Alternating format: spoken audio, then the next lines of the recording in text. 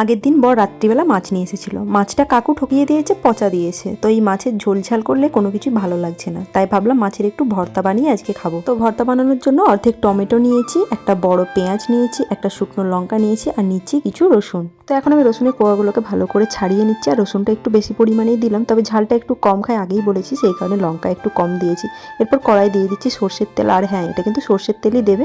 তারপর তার মধ্যে রসুনটা প্রথমে দিয়ে দিলাম, তারপর পেঁয়াজ, শুকনো লঙ্কা, টমেটো সব কিছু দিয়ে দিয়েছি।